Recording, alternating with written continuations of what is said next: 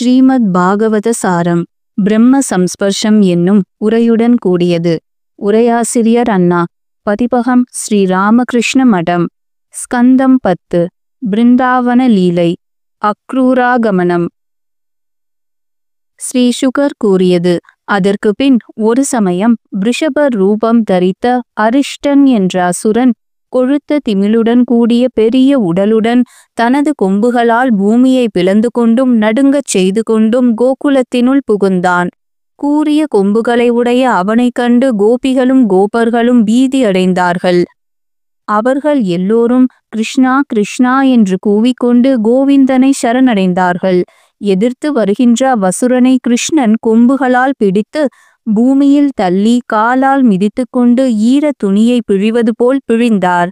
கொம்பை பிடுங்கி எடுத்து அதனால் அவனை கொல்ல அவன் சாய்ந்தான். இவ்வாறு ரிஷபாசுரனை கொன்றபின் தனது சுற்றத்தால் போற்றப்பட்டு கோபிகளின் கண்களுக்கு ஆனந்தத்தை பெருக்கும் கிருஷ்ணன் பலராமருடன் கோசாலையில் புகுந்தார். அற்புத செயலுடைய கிருஷ்ணனால் அரிஷ்டாசுரன் கொல்லப்பட்ட பின் பகவான் தேவரிஷி நாரதர் கம்சனிடம் வந்து பின்வருமாறு கூறினார்.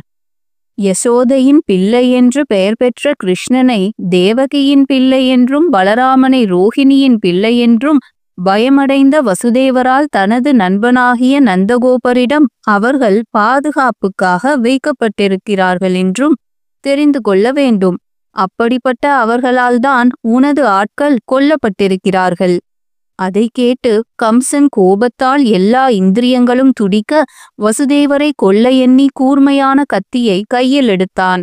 அக்காரியத்திலிருந்து நாரதரால் தடுக்கப்பட்ட போதிலும் வசுதேவருடைய அப்பிள்ளைகள் தனக்கு மரணத்தை விளைவிப்பவர் என்று அறிந்து வசுதேவரை அவர் மனைவியுடன் இரும்புச் சங்கிலியால் மீண்டும் கட்டினான். தேவ ரிஷியான நாரதர் போன பிறகு கம்சன் கேசி என்பவனை கூப்பிட்டு உன்னால் பலராமனும் கிருஷ்ணனும் கொல்லப்பட வேண்டும் என்று சொல்லி அவனை அனுப்பி வைத்தான். அதன் பிறகு முஷ்டிகன், சானூரன், ஷலன், தோஷலகன் முதலிய மந்திரிமார்களையும் யானை பாகர்களையும் கம்சன் வரவழைத்து பின்வருமாறு கூறினான். வீரர்களே, சானூரா, முஷ்டிகா, நான் சொல்லுவதை கவனமாய் கேளுங்கள். வசுதேவரின் பிள்ளைகளான பலராமனும் கிருஷ்ணனும் நந்த கோகுலத்தில் இருக்கிறார்கள் அல்லவா? அவர்களால் அல்லவா எனக்கு மரணம் என்று காட்டப்பட்டிருக்கிறது. அவர்கள் இங்கு கொண்டு வந்து சேர்க்கப்பட்ட பின் உங்கள் இருவர்களாலும் மல்யுத்தத்தில் கொல்லப்பட வேண்டும். நகர மக்களும் மற்ற ஜனங்களும் எல்லோரும் இஷ்டப்படி மல்யுத்தத்தை பார்க்கட்டும். சதுர்தசியன்று விதிப்படி தனுர்யாகம் ஆரம்பிக்கப்பட வேண்டும். வரங்களை அளிக்கும் பூதபதியான ருத்ரருக்கு தகுதியான பலிகள் கொடுக்கப்படட்டும் என்று இவ்வாறு அர்த்த சாஸ்திர முறைகளை அறிந்த கம்சன் கட்டளையிட்டுவிட்டு யது சிரேஷ்டரான அக்ரூரரை அழைத்து தன் கையால் அவர் கையை பிடித்து கொண்டு பின்வருமாறு கூறினான். ஐயனே, அக்ரூரரே, எனக்கு சிநேகிதத்தால் ஒரு உபகாரம் செய்யப்பட வேண்டும். போஜர்களுக்குள்ளும் ரிஷ்ணிகளுக்குள்ளும் ஆதரவுடன் நன்மை செய்வதில் உம்மினும் சிறந்தவர் வேறு எவரும் இல்லை. நந்த கோகுலத்திற்கு போங்கள். அங்கே வசுதேவரின் பிள்ளைகள் இருக்கிறார்கள் அல்லவா? அவர்களை இங்கு இந்த தேரிலேயே அழைத்து வர வேண்டும். தாமதிக்க வேண்டாம். விஷ்ணுவை ஆசிரியித்த தேவர்களால் அவர்கள் மூலமாய் எனக்கு மரணம் என்று குறிப்பிடப்பட்டிருக்கிறதல்லவா? காணிக்கைகளுடனும் நந்தன் முதலிய கோபர்களுடனும் அவர்களை அழைத்து வாருங்கள். என் மாமனாரும் குருவுமான ஜராசந்தன், பிரியமுள்ள தோழனான த்விவிதன், சம்பரன், நரகன், வாணன் ஆகிய இவர்கள் என்னிடத்தில் அன்பு வைத்தவர்கள். அவர்களுடன் கூடி நான் தேவர் கக்ஷியை ஆதரிக்கும் அரசர்களை கொன்று பூமியை ஆண்டு அனுபவிப்பேன். என்னுடைய இந்த அபிப்பிராயத்தை நன்கு அறிந்து தனுர்யாகத்தை பார்ப்பதற்கென்றும் யதுக்களின் தலைநகராகிய மதுரையின் சிறப்பை பார்ப்பதற்கென்றும் குழந்தைகளான பலராமனையும் கிருஷ்ணனையும் விரைவில் இங்கு அழைத்து வாரும். அக்ரூரர் கூறியது. அரசே, உமக்கு மரணம் வராமல் தடுப்பதற்காகச் செய்துள்ள உமது யோஜனை நன்றாக இருக்கின்றது. அது கைகூடினாலும் கூடாவிட்டாலும் மனதை சமநிலையில் வைத்திருக்க வேண்டும். பயனை கூட்டி வைப்பது ஊழ்வினை. ஊழ்வினையால் கெடுக்கப்பட்ட மனிதனும் கூட உயர்ந்த மனக்கோட்டைகளை கட்டுகிறான். இன்ப துன்பங்களை அடைகிறான். அது எப்படி இருப்பினும் உமது கட்டளைப்படி நான் செய்கிறேன். ஸ்ரீ சுகர் கூறியது. இவ்விதம் அக்ரூரருக்கு கட்டளையிட்டு விட்டு மந்திரிகளையும் அனுப்பிவிட்டு அந்த கம்சன் தன் அரண்மனைக்குள் புகுந்தான். அவ்வாறே அக்ரூரரும் தம் வீடு சென்றார். கம்சனால் ஏவப்பட்ட கேஷி என்ற அசுரன் கம்சனுக்கு இஷ்டமானதை செய்ய விரும்பி மனோவேகமுடைய பெரிய குதிரை வடிவு கொண்டு குளம்புகளால் பூமியை பிளந்து கொண்டு கெட்ட எண்ணமுடைய அவன் நந்தருடைய கோகுலத்தை நடுங்கச் செய்து கொண்டு அங்கு சென்றான். தன் கனைப்புகளால் கோகுலத்தை பயமுறுத்துபவனும் தன் வாளால் மேகங்களை சிதறச் செய்பவனும் சண்டைக்கு கிருஷ்ணனை தேடுகிறவனுமான அவன் முன் பகவான் தோன்றி தன் அருகில் வரும்படி அழைத்தார். அவன் சிங்கம் போல் கர்ஜித்தான். அப்போது பகவான் சிரித்துக்கொண்டு பொந்தில் பாம்பு நுழைவது போல் அவன் வாயில் தனது இடது கையை நுழையவிட்டார். அப்படி விட்டதும் பெருக்க ஆரம்பித்த கிருஷ்ணனுடைய கையால் சுவாசம் அடைபட்டு உடல் வியர்த்து கண்கள் பிதுங்கி கால்களை உதறிக்கொண்டு உயிர் துறந்து அவன் பூமியில் விழுந்தான். ராஜன்னு, அப்போது பாகவத சிரேஷ்டரான தேவரிஷி நாரதர் எதையும் சிரமமில்லாமல் செய்து முடிக்கும் கிருஷ்ணனிடம் வந்து இரகசியமாக பின்வருமாறு பேசினார். கிருஷ்ணா கிருஷ்ணா, அளவு கடந்த மகிமை உடையவனே, யோகேஸ்வரா, ஜெகதீஸ்வரா, வாசுதேவா, எல்லா ஜீவர்களுக்கும் உறைவிடமே, சாத்வத சிரேஷ்டரே, பிரபுவே, தேவர்களும் எந்த கேசியினுடைய கனைப்பை கேட்டு நடுங்கி ஸ்வர்க்கத்தை விட்டு ஓடுகிறார்களோ அந்த குதிரை வேஷம் பூண்ட அசுரன் உம்மால் விளையாட்டாக கொல்லப்பட்டான். அது நன்று. பிரபுவே, சானூரனையும் முஷ்டிகனையும் மற்ற மல்லர்களையும் குவளையா பீடமென்ற யானையையும் கம்சனையும் நாளைக்கு மறுதினம் உம்மால் கொல்லப்பட்டவர்களாக நான் காணப்போகிறேன். அதன் பிறகு சங்கன், யவனன், முரன், நரகன் இவர்களுடைய வதத்தையும் பாரிஜாதம் கொண்டு வருவதையும் இந்திரனுடைய தோல்வியையும் காணப்போகிறேன். நிர்மலமான ஞான ஸ்வரூபியும் நிலை பெற்ற ஆத்மானுபவத்தால் அனைத்தையும் அடைந்தவரும் சத்திய சங்கல்பரும் இயற்கையான வீரியத்தால் மாயா குண பிரவாகத்தை என்றும் கடந்து நிற்பவரும் பகவானும் ஆகிய உம்மை சரணடைகின்றேன். ஸ்ரீ சுகர் கூறியது. பாகவத சிரேஷ்டரான நாரத முனிவர் இவ்விதம் யது நாயகனான ஸ்ரீ கிருஷ்ணனை வணங்கி அவரிடம் விடை பெற்று அவரை பார்த்ததால் மகிழ்ச்சி பொங்கும் மனத்துடன் திரும்பிச் சென்றார். சிறந்த புத்திமானாகிய அக்ரூரர் அன்று இரவு மதுராபுரியில் இருந்துவிட்டு கம்சன் விருப்பப்படி தேரில் ஏறிக்கொண்டு நந்த கோகுலத்திற்கு புறப்பட்டார். தாமரை கண்ணரான பகவானிடத்தில் உத்தமமான பக்தி பூண்டவரும் மகா பாக்யசாலியுமான அவர் வழியில் போகும்போது பின்வருமாறு சிந்திக்கலானார். இன்று கேசவனை பார்ப்பதற்கு என்றால் என்ன புண்ணியம் செய்யப்பட்டது? சிறந்த தவம் என்ன செய்யப்பட்டது? தகுந்த பாத்திரத்தில் என்ன தானம் செய்யப்பட்டது? இன்று என் பாபம் நாசமடைந்துவிட்டது. என் பிறவி பயன் கைகூடிற்று. ஏனென்றால் யோகிகள் தியானிக்கும் கிருஷ்ணனுடைய திருவடி தாமரைகளை நான் வணங்கப் போகிறேன். கம்சனுடைய தூதனாக நான் அனுப்பப்பட்டிருந்த போதிலும் என்னிடத்தில் கிருஷ்ணன் பகைவன் என்ற எண்ணம் கொள்ள மாட்டார். அவர் அந்தர்யாமியாயிருப்பதால் எனது சித்தத்தின் உள் கிடக்கையையும் வெளி நடத்தையையும் நிர்மலமான திருஷ்டியால் உள்ளபடி காண்பார். புகழ்பெற்ற கிருஷ்ணன் தன்னை வணங்கியவனும் பரிசிக்க பெற்றவனும் கை கூப்பியவனுமான என்னை அப்பா அக்ரூரா என்று அழைப்பார். அப்போது நான் பிறவியின் பயனை எய்தியவன் ஆவேன். மகா புருஷரான அவரால் எவன் ஆதரிக்கப்படவில்லையோ அவன் பிறவி வீண் என்று இவ்வாறு வழிமுழுதும் கிருஷ்ணனை பற்றியே எண்ணிக்கொண்டு தேருடன் கோகுலத்தை அடைந்தார். சூரியனும் அஸ்தமனம் அடைந்தான். லோக பாலர்களுடைய கிரீடங்களை புனிதமாக்கும் பாத தூளிகளை உடைய அந்த கிருஷ்ணனுடைய அடிச்சுவடுகளை மாட்டுக் கொட்டிலில் கண்ணுற்றார். அவை தாமரை, யவம், அங்குஷம் முதலிய அடையாளங்களுடன் பூமியை அலங்கரித்தன.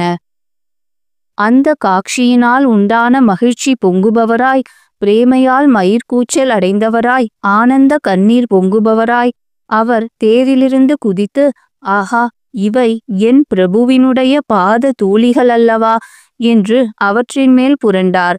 இவ்வாறாக டம்பத்தையும் பயத்தையும் சோகத்தையும் விட்டு பகவானுடைய கட்டளை, அடையாள தர்சனம், கதைகளை கேட்டல் முதலியவற்றால் அடையப்பெறும் பயன் எதுவோ அதுதான் உடல் படைத்தவருக்கு பரம புருஷார்த்தம். கோகுலத்தில் மாடு கறக்குமிடம் சென்றவர்களும் மஞ்சள் ஆடையும் நீல ஆடையும் தரித்தவர்களும் சரத்கால தாமரை போன்ற கண்களை உடையவர்களுமான கிருஷ்ணனையும் பலராமனையும் அக்ரூரர் கண்ணுற்றார். ராஜன்னு, பகவானை பார்த்த சந்தோஷத்தால் உண்டான ஆனந்த கண்ணீர் நிறைந்தவரும் மயிர்கூச்சல் அடைந்தவரும் ஆகிய அவர் தொண்டை அடைபட்டவராய் தன்னை தெரிவித்துக் கொள்ளவும் முடியவில்லை. வணங்கியவர்களிடம் வாத்சல்யம் பொங்கும் பகவான் பிரீத்தி மிக்கவராய் அவருடைய அபிப்பிராயத்தை தெரிந்து கொண்டு சக்கரமேந்தும் கையால் அவரை இழுத்து அணைத்து கொண்டார். குறிப்பு: பரமாத்ம ஸ்வரூபியே, அந்த காலத்திலும் அநேக ஜனங்கள் பிறந்திருந்தார்கள். ஆனால் இவ்விதம் பக்தி பரவசமானவர்கள் மிக குறைவே. இது ஸ்ரீமன் நாராயணீயம் வாக்கு.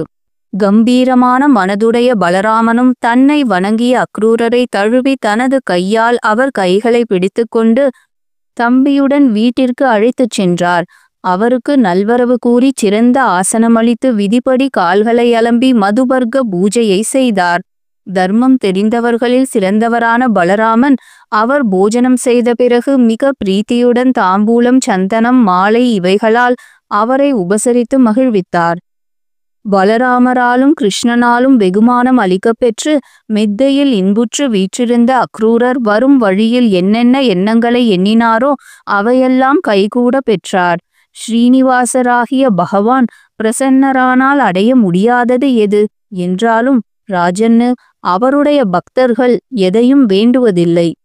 சாயங்கால போஜனத்தை செய்துவிட்டு தேவகி புத்திரரான பகவான் தமக்கு வேண்டியவர்களிடத்தில் கம்சன் நடத்தையை பற்றியும் மேற்கொண்டு அவன் யோஜனைகளை பற்றியும் மற்ற விஷயங்களை பற்றியும் விசாரித்தார்.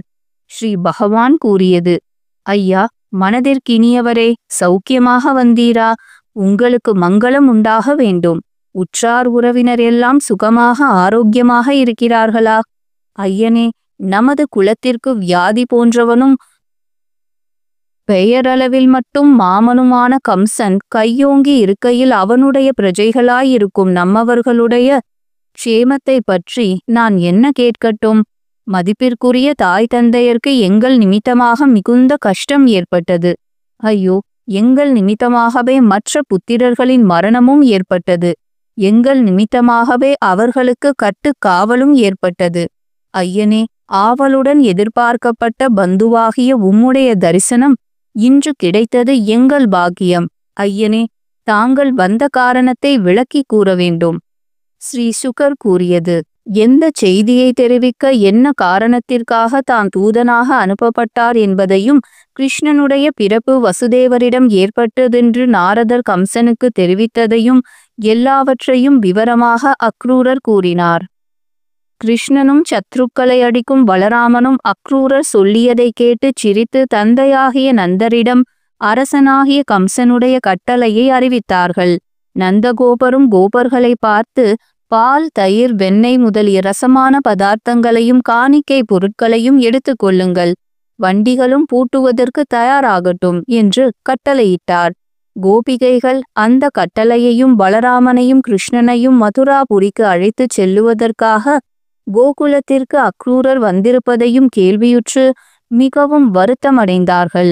கோபிகள் பிரலாபித்தது: பிரம்மதேவரே, உமக்கு எவ்விடத்திலும் தயை என்பதே இல்லை. ராணிகளை சிநேகத்தாலும் காதலாலும் கூட்டி வைத்துவிட்டு அவர்கள் ஆசை நிறைவேறாமலேயே அவர்களை பிரித்து விடுகிறீர். இது என்ன கஷ்டம்? அர்த்தமில்லாத உமது லீலை குழந்தைகளின் விளையாட்டு போல் இருக்கிறது. ஐயோ, உம்முடைய சிருஷ்டி சாமர்த்தியம் முழுவதையும் கிருஷ்ணனுடைய இரண்டொரு அவயவங்களிலேயே எதனால் கண்டு அனுபவிக்கும்படி எங்களுக்கு கண்ணை கொடுத்தீரோ அந்த கண்ணை குரூரராகிய நீர் ஒன்றும் அறியாதவனைப் போல் அக்ரூரர் என்ற பெயருடன் வந்து அபகரிக்கிறீரல்லவா? நெஞ்சில் ஈரமில்லாத இந்த கிருஷ்ணனோ தேரில் ஏறி உட்கார்ந்து கொண்டு விட்டார். இருமாப்படைந்த இந்த கோபர்களும் அவருக்கிணங்க வண்டிகளுடன் அவசரப்படுத்துகிறார்கள். பெரியோர்களாலும் இது கவனிக்கப்படவில்லை. தெய்வம் கூட இன்று நமக்கு பிரதிகூலத்தையே செய்ய விரும்புகிறது. நாம் எல்லோரும் ஒன்று கூடி கிருஷ்ணனை போகாமல் தடுத்து விடுவோம். அரை நிமிஷம் கூட விட முடியாத கிருஷ்ணனுடைய சேர்க்கையிலிருந்து தெய்வத்தால் பிரிக்கப்பட்டு அதனால் வருந்தும் நமக்கு கோகுலத்து பெரியோர்களும் பந்துக்களும் என்ன செய்து விடுவார்கள்? எந்த கிருஷ்ணன் சாயங்காலத்தில் பலராமனுடன் கோபர்களால் சூழ பசுக்களின் குளம்படி தூசி படிந்த முன் முடியுடன் வனம் மாலையுடனும் புல்லாங்குழலை ஊதிக்கொண்டு கோகுலத்தில் புகும்போது புன்னகையுடன் கூடிய கடைக்கண் பார்வையால் நமது மனதை அபகரிக்கின்றாரோ அப்படிப்பட்ட கிருஷ்ணன் இல்லாமல் நாம் எப்படி உயிருடன் இருப்போம்? ஸ்ரீ சுகர் கூறியது. இப்படி பேசுகிறவர்களும் கிருஷ்ணனிடத்திலேயே முழுதும் லயித்த மனமுடையவர்களுமான கோகுல ஸ்திரீகள் வெட்கத்தை விட்டு உச்சஸ்வரத்தில் கோவிந்தா தாமோதரா மாதவா என்று கதறினார்கள். இவ்வாறு கோபஸ்திரீகள் கதறிக் கொண்டிருந்த போதிலும் சூரியன் உதிக்கவே அக்ரூரர் சந்தியா வந்தனாதிகளை முடித்துக்கொண்டு தேரில் ஏறி ஓட்டலானார். யது சிரேஷ்டனான கிருஷ்ணன் தான் போவதற்கு வருத்தப்படும் கோபிகளை பார்த்து நான் சீக்கிரம் வருகிறேன் என்று தூது சொல்லி சமாதானப்படுத்தினார். தேரின் கொடிகளும் புழுதியும் கண்ணுக்கு தெரிகிறவரை ஸ்ரீ கிருஷ்ணனை தொடர்ந்து தங்கள் உள்ளத்தையும் அவருடன் அனுப்பிவிட்டு சித்திர பாவை போல் நின்றார்கள். பிறகு கோபஸ்திரீகள் கிருஷ்ணன் இனி திரும்பி வருவார் என்ற ஆசையை ஒழித்து வீடு சென்றார்கள். பிரேமைக்குரிய கிருஷ்ணனுடைய லீலைகளை பாடிக்கொண்டு அதனால் ஒருவாறு வருத்தத்தை சாந்தப்படுத்தி கொண்டு நாட்களை கழித்தார்கள். ராஜன், பகவான் வாயு வேகமுடைய தேரிலேறி பலராமருடனும் அக்ரூரருடனும் பாவத்தை போக்கும் யமுனையை அடைந்தார். அங்கு கை கால்களை கழுவிக்கொண்டு ரத்னம் போல் பிரகாசிப்பதும் இனியதுமான தீர்த்தத்தை பானம் செய்துவிட்டு பலராமருடன் சோலையினுச் சென்று தேரில் ஏறிக்கொண்டார். அக்ரூரர் அவர்களை தேரில் உட்கார வைத்துவிட்டு விடை பெற்று கொண்டு யமுனையின் மடுவிற்குச் சென்று விதிப்படி ஸ்நானம் செய்தார். அக்ரூரர் சனாதனமான வேத மந்திரங்களை ஜபித்து கொண்டு ஜலத்தில் மூழ்கி அங்கே பலராமனும் கிருஷ்ணனும் சேர்ந்திருக்க கண்டார். தேரிலிருந்த அந்த வசுதேவ புத்திரர்கள் இங்கே எப்படி வந்தார்கள்? இங்கு வந்திருந்தால் தேரில் இருக்க முடியாதே என்று முழுகி எழுந்து தேரிலும் முன்போலவே பலராமனும் கிருஷ்ணனும் இருக்க கண்டார். நீரினுள் எனக்கு ஏற்பட்ட அவர்களுடைய தரிசனம் பொய்யா என்று அவர் மீண்டும் முழுகினார். அவர் அங்கு மறுபடியும் சித்தர்களாலும் சாரணர்களாலும் கந்தர்வர்களாலும் அசுரர்களாலும் தலைவணங்கி துதிக்கப் பெற்ற ஆதிசேஷனையும் மேகசியாமல வர்ணரும் அவரது மடியில் மஞ்சட் பட்டாடை உடுத்தியவரும் தாமரை இதழ் போல் சிவந்த கண்களை உடையவரும் 4 புஜங்களுடன் சாந்த ஸ்வரூபியாய் விளங்கியவருமான புருஷோத்தமனையும் கண்டார். அதிசயத்தால் மெய்மறந்த அந்த பரம பக்தர் மெதுவாக தன் நிலையை அடைந்து தலைவணங்கி கைகூப்பிக் கொண்டு ஒருமைப்பட்ட மனத்துடன் தழுத்தழுத்த குரலில் துதிக்கலானார். அக்ரூரர் கூறியது, பகவானே, எல்லா ஜீவராசிகளும் உமது மாயைக்கு உள்ளாகி நான் எனது என்ற துர் அபிமானத்தால் கவரப்பட்டு கர்ம வழிகளில் ஆட்டுவிக்கப்படுகிறார்கள்.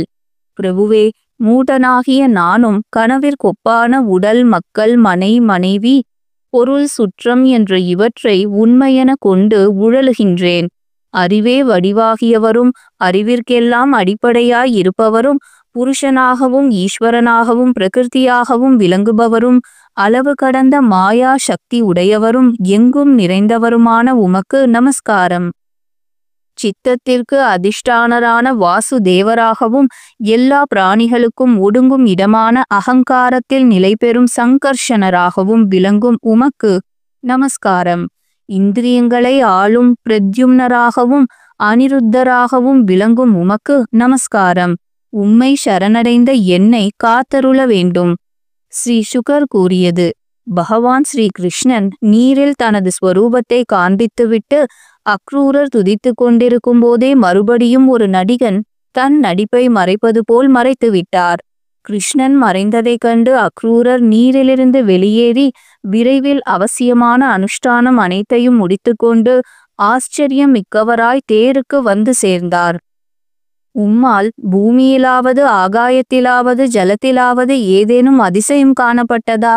உம்மை பார்த்தால் அப்படி எங்களுக்கு தோன்றுகிறது என்று கிருஷ்ணன் ஒன்றும் அறியாதவர் போல் அவரை கேட்டார். அக்ரூரர் கூறியது, இங்கே பூமியிலோ ஆகாயத்திலோ ஜலத்திலோ எவ்வளவு அதிசயங்கள் உண்டோ அவை அனைத்தும் சர்வஸ்வரூபியான உம்மிடத்தில் இருக்கின்றன. உம்மை பார்க்கும் என்னால் பார்க்கப்படாததுதான் என்ன? பிரம்மஸ்வரூபியே, பூமியிலும் ஆகாயத்திலும் ஜலத்திலும் உள்ள அதிசயங்கள் எல்லாம் எவரிடம் உரைகின்றனவோ அப்படிப்பட்ட உம்மை பார்க்கும் என்னால் உமக்கு வேறாக இவ்வுலகில் பார்க்கப்பட்ட அதிசயம்தான் என்ன இருக்கிறது? யத்ராத்புதானி சர்வாணி பூமௌ வியதி வா ஜலே தம் துவானு பஷ்யதோ பிரம்மன் கிம்மே திருஷ்டம் இஹாத்புதம். இவ்விதம் சொல்லிவிட்டு அக்ரூரர் தேரை ஓட்டினார். பலராமனையும் கிருஷ்ணனையும் பகலின் முடிவில் மதுராபுரிக்குள் அழைத்துச் சென்றார். அப்போது நந்தர் முதலிய கோபர்கள் முந்தியே அங்கு வந்து நகருக்கு அருகிலிருந்த ஒரு உபவனத்தில் தங்கி அவர்களுடைய வரவை எதிர்பார்த்து கொண்டிருந்தார்கள். ஜெகதீஸ்வரராகிய கிருஷ்ண பகவான் அவர்களைச் சேர்ந்ததும் தமது கையால் அக்ரூரருடைய கையை பிடித்துக்கொண்டு தலைவணங்கி நின்ற அக்ரூரரை பார்த்து பின்வருமாறு கூறினார். தாங்கள் முதலில் தேருடன் நகரம் சென்று வீடு சேருங்கள். நாங்களும் இங்கே வண்டிகளை அவிழ்த்துவிட்டு இலைபாரிவிட்டு பின்பு நகரத்தை பார்க்கின்றோம். அக்ரூரர் கூறியது, பிரபுவே, நான் உங்களை விட்டு மதுராபுரியில் புகமாட்டேன். அடியார்களுக்கு இனியவராகிய நாதா, உமது பக்தனாகிய என்னை கைவிடக்கூடாது. உமது பாத தூளியால் கிரகஸ்தர்களான எங்களுடைய வீடுகளை பாவனமாக்குங்கள். உம்முடைய பாத தீர்த்தத்தால் பித்ருக்களும் அக்னிகளுடன் கூடிய தேவர்களும் எப்பொழுதும் திருப்தி அடைவார்கள். ஸ்ரீ பகவான் கூறியது, என் தமையனுடனும் நான் பிற்பாடு உமது வீட்டிற்கு வருகிறேன். யாதவர் கூட்டத்திற்கு துரோகியாகிய கம்சனை கொன்று உற்றார்க்கு முதலில் பிரியத்தை செய்ய விரும்புகிறேன். ஸ்ரீ சுகர் கூறியது, பகவானால் இவ்வாறு கூறப்பட்ட அக்ரூரர் திருப்தி இல்லாமலே நகரத்துச் சென்று கம்சனிடம் தான் செய்ததை தெரிவித்துவிட்டு வீடு சென்றார்.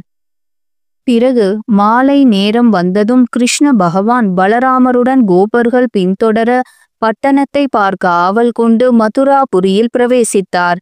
வழியில் துணி மூட்டையை எடுத்துக்கொண்டு கம்சனுடைய வண்ணான் சுதுர்மதன் வந்தான். பகவான் வேடிக்கையாக, அந்த வஸ்திரங்களை எங்களுக்கு கொடு, நாங்கள் அதை உடுத்துக்கொள்ள தகுந்தவர்கள்தான் என்றார். அவன், முட்டாள்களே, பட்டிக்காட்டார்களாகிய நீங்கள் இப்படிப்பட்ட வஸ்திரம் கட்டித்தான் வழக்கமோ? அரசன் துணிகள் இவை. நீங்கள் விரும்பியதை அவர் கேட்டாலும் கட்டி அடிப்பார். ஓடிப்போங்கள் என்றான்.